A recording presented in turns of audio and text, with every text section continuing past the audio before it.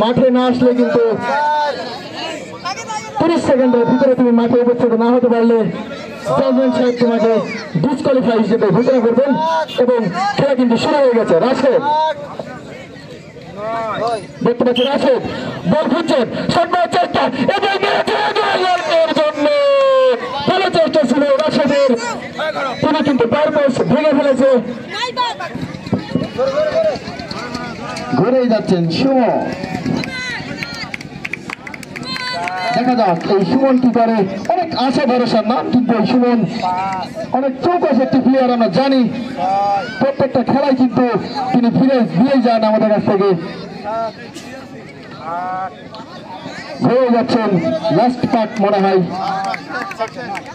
এবং মারবেন শট, দেখা যাক এবং ভালো শট ছিল সুমনের, কিন্তু বার পেছে লেগে ডানে বার পেছে লেগে বামে বার পেছে লেগে কিন্তু ঢুকলো না। Bad luck.